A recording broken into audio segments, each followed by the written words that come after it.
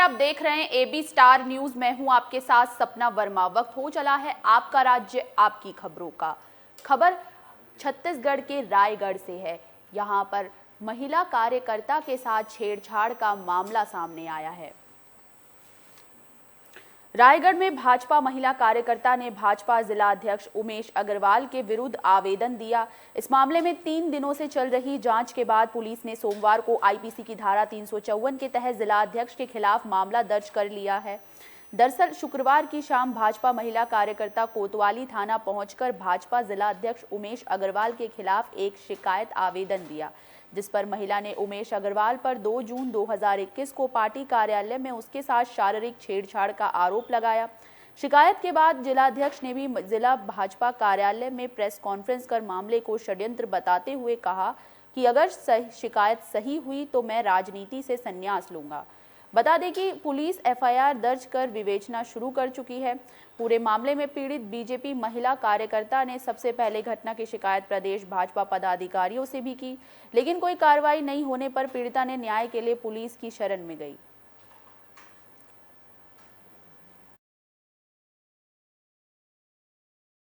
थाना कोतवाली अंतर्गत एक पीड़िता ने आकर थाने में रिपोर्ट दर्ज कराया कि 9 महीना पहले उसके साथ एक घटना घटित हुई थी, जिसमें उमेश अग्रवाल के द्वारा महिला के साथ, पीड़िता के साथ छेड़खानी की गई थी। हरियाणा के अंबाला से पुलिस इंस्पेक्टर को नौकरी से निकालने का मामला सामने आया है। भ्रष्टाचार के मामले में फंसे सब इंस्पेक्टर को अंबाला एसपी ने नौकरी से बर्खास्त कर दिया। विजिलेंस टीम ने सब इंस्पेक्टर ऋषिपाल को साहा थाने में दर्ज एक मामले में रिश्वत मांगने के आरोप में गिरफ्तार किया था।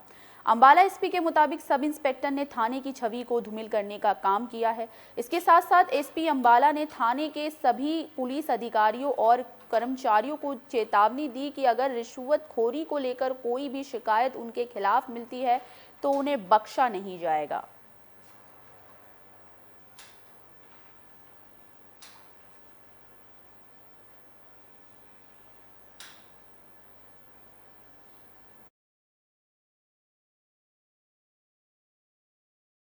सब इंस्पेक्टर ऋषि को, जो कि साहा पुलिस स्टेशन के अंदर बतौर आईओ तैनात था, उसको विजिलेंस डिपार्टमेंट द्वारा 3-4 दिन पहले अरेस्ट किया गया था। तो उसके ऊपर डिसिप्लिनरी एक्शन लेते हुए उसको 311(2)(b) कॉन्स्टिट्यूशन की प्रावधान के अंदर उसको सर्विस से डिसमिस कर दिया गया है। हरियाणा के रोहतक में चंडीगढ़ का मामला तेजी से तूल पकड़ता जा रहा है। पंजाब सरकार के चंडीगढ़ पर दावे को लेकर तमाम तरीके से इन दिनों ये मामला तेजी से गर्माता जा रहा है। पंजाब सरकार ने विशेष सत्र बुलाकर चंडीगढ़ पर दावा किया है। उसके बाद हरियाणा की राजनीति में ये मुद्दा पूरी तरह से गर्म हो गया है। कांग्रेस पार्टी हो या फिर भाजपा, दोनों ही पार्टियों के नेताओं ने पंजाब सरकार और केजरीवाल पर हमला बोलना शुरू कर दिया है। बीजेपी पार्टी ने पूरे प्रदेश में अपने नेताओं के साथ प्रेस कॉन्फ्रेंस कर चंडीगढ़ पर दावा किया, तो वहीं आम आदमी पार्टी और कांग्रेस पर भी आरोप लगाए गए। हरियाणा और पंजाब की राजनीति एसवाईएल और राजनीति चंडीगढ़ को लेकर चलती है। दोनों ही प्रदेशों में चाहे कोई भी सरकार हो, एसवाईएल के पानी को लेकर, चंडीगढ़ को लेकर दावा किया जाता है।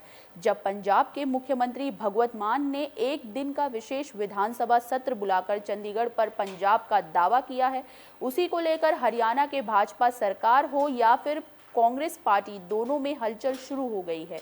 दोनों ही पार्टियों के नेताओं ने विशेष सत्र बुलाने की मांग की।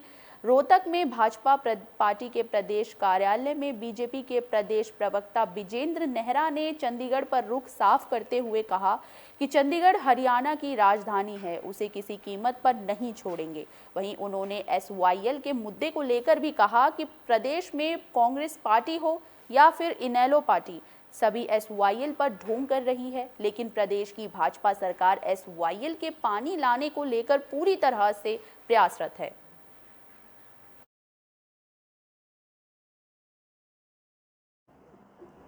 पंजाब में जो नई आम आदमी पार्टी की सरकार बनी है, उसने किस तरह से पंजाब का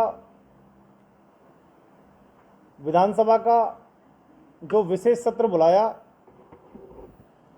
और उस विशेष सत्र को बुला करके वहाँ के जो मुख्यमंत्री हैं भगवंत मान जी, उन्होंने किस तरह से अरविंद केजरीवाल जी के इशारे पर एक तरफा एक प्रस्ताव पास किया और चंडीगढ़, जिस पर कि हरियाणा का भी बराबर हक है, उसके ऊपर एक तरफा प्रस्ताव पास करके ये जताने का प्रयास किया कि चंडीगढ़ के ऊपर सिर्फ और सिर्फ पंजाब का एकाधिकार है और पंजाब को उसमें विलय किया जाए।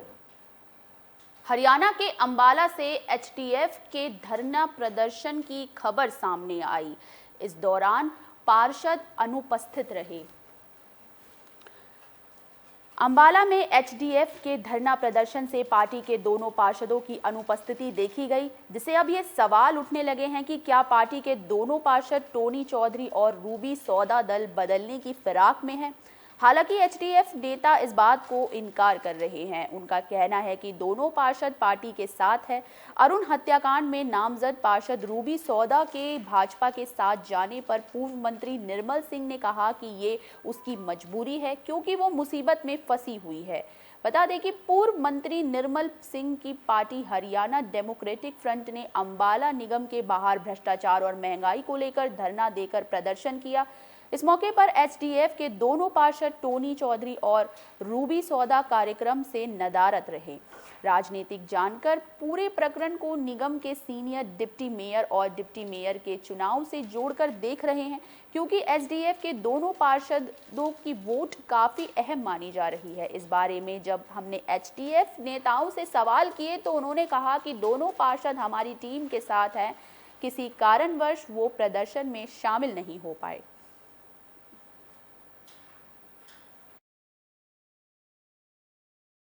वो बेचारी फंस गई हैं और उनकी मजबूरी है।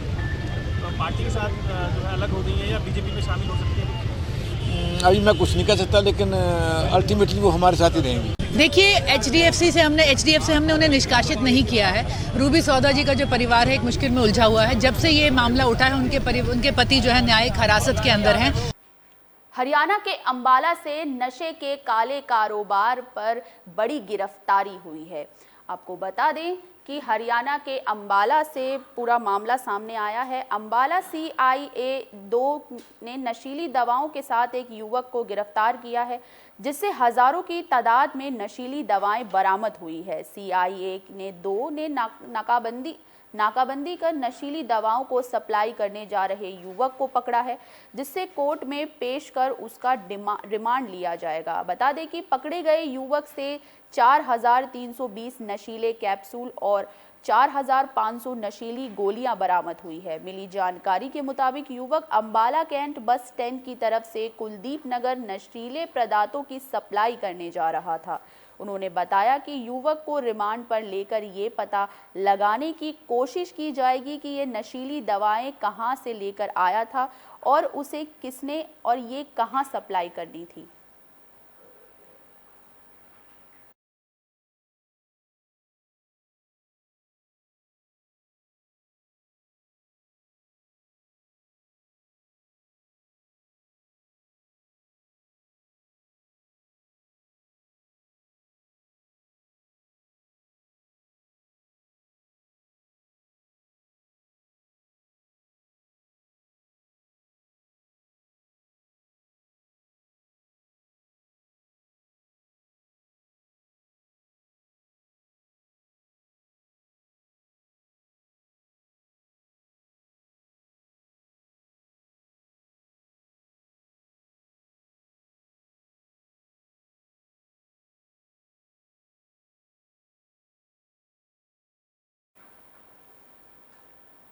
हरियाणा के अंबाला से सीएम कार्यालय के बाहर धरना प्रदर्शन की खबर सामने आई।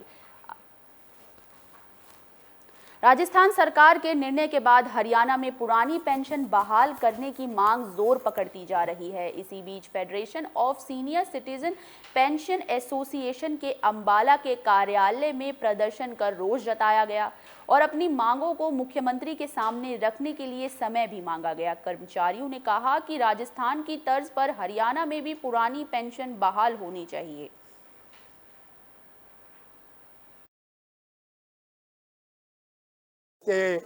हमारे जो ये अपना पैरारोटा से मतलब है कि पेंशनर्स को जो पे लास्ट पेंशन दी जाती है उसका 50% देना चाहिए, परंतु लास्ट का 50% नहीं दिया जाता, बल्कि 10 महीने की एवरेज करके उसको दिया जाता है और उसके मुताबिक जो है वो क्या नाम जो है सैलरी बनाई जाती है, जिसमें 200 200 400 रुपए एट दी स्पॉट। परंतु उसके बाद भी कहीं और हैं जो जिनको बढ़ते बढ़ते अगर आप सोचें इस वक्त तो कम से कम 1000 रुपया बेसिक पेंशन में फर्क पड़ जाता है। तो ये मांगे इस प्रकार हमारी जो है सारी हैं कि सबको ये कर्मचारी सबको ऐसे दिया। पंजाब के बाटला में सुंदरनगर नाम की कॉलोनी इन दिनों चर्चा का विषय बनी है। सुंदरनगर कॉलोनी की सुंदरता को लेकर वो काफ़ी ज़्यादा चर्चित है। कट ऑफ कॉलोनी को खूबसूरत लुक देने के लिए प्राइवेट बिल्डर बहुत काम करते हैं, लेकिन बाटला में सुंदरनगर नाम की एक कॉलोनी है जिसके एमसी ने वहां के लोगों के सहयोग से ऐसा खूबसूरत लुक दिया है कि कॉलोनी चर्चा का विषय बनती जा रही है। कॉलोनी में प्रवेश के लिए एक सुंदर द्वार का निर्माण किया गया है और प्रवेश दस्ते की दीवारों को प्रेरक कलाकृतियों से सजाया गया है। कला की इन कृतियों में देशभक्ति और देश के युवाओं की छवि कॉलोनी के दर्शकों में देशभक्ति की भावना जगाती है। एमसी राजविंदर कौर के मुताबिक कॉलोनी में अभी काफ़ी काम होना बाकी है। सुंदर लाइटें लगाई जाएंगी और पूरे कॉलोनी में स्पीकर लगाकर श्री दरबार साहिब के कीर्तन का सीधा प्रसारण दिन भर किया जाएगा। आने वाले दिनों में ये कॉलोनी बाहरी लोगों के लिए आकर्षण का केंद्र भी बन सकती है।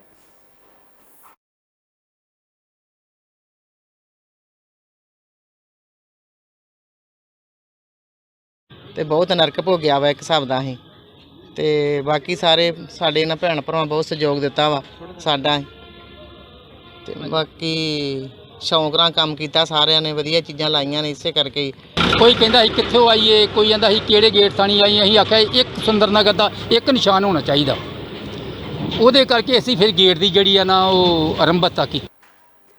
पंजाब के गुरदासपुर में दो पक्षों में जमीन विवाद के चलते गोलीबारी हो गई, जिसमें कि आपको बता दें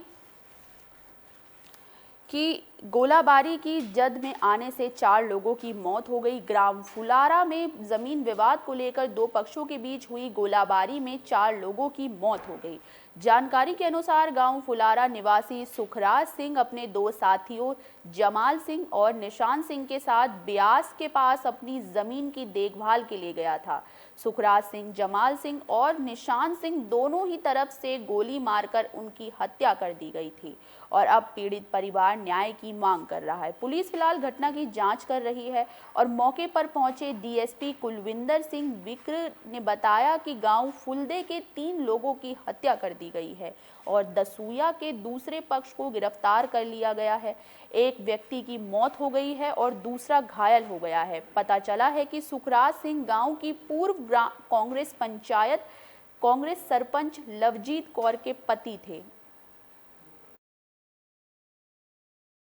ਇਹ ਜੀ ਕੋਈ 12 ਦੇ ਕਰੀਬ ਸੀ ਜਦੋਂ ਇਹ ਘਟਨਾ ਹੋਈ ਜੀ। ਅੱਛਾ। ਤੇ ਇਧਰੋਂ ਗੱਡੀਆਂ ਆਈਆਂ ਕੀੜੀ ਸਾਈਡ ਤੋਂ। ਅੱਛਾ ਜੀ। ਕੋਈ 15-16 ਗੱਡੀਆਂ ਹਨ। ਠੀਕ ਆ। ਤੇ ਉਹ ਫਿਰ ਇੱਥੇ ਆਣ ਕੇ ਇੱਥੇ ਇਹ ਜਿਹੜੇ ਇੱਧਰ ਦੇ ਬੰਦੇ ਹਨ ਇੱਥੇ ਪਾਣੀ ਬੰਬੀ ਦੇ ਪੀਣ ਆਏ ਹਨ। ਮੈਂ ਬੰਬੀ ਚਲਾਈ ਤੇ ਪਾਣੀ ਪੀਣ ਆਏ ਤੇ ਇਧਰੋਂ ਫਿਰ ਆਉਂਦੇ ਨਾਲ ਉਹਨਾਂ ਗੱਡੀਆਂ ਹੀ ਉਤਰਦੇ ਨੇ ਫਾਇਰਿੰਗ ਕਰਨ ਲੱਗ ਪਏ। ਫਿਰ ਪਹਿਲਾਂ ਹੀ ਸਾਨੂੰ ਜਿਹੜੀ ਸੂਚਨਾ ਮਿਲੀ ਸੀ ਕਿ ਇੱਥੇ ਗੋਲੀ ਚੱਲੀ ਆ, ਅਸੀਂ ਪਹੁੰਚੇ ਹੀ ਆ। ਪਹੁੰਚਣ ਤੇ ਪਤਾ ਲੱਗਾ ਵੀ 3 व्यक्ति जो कि पिंड फुलड़ा ना संबंधित हैं। आपका राज्य आपकी खबरों में आज के लिए बस इतना ही। मुझे दीजिए इजाजत। देश और दुनिया से जुड़ी तमाम खबरों के लिए देखते रहिए AB स्टार न्यूज़। नमस्कार।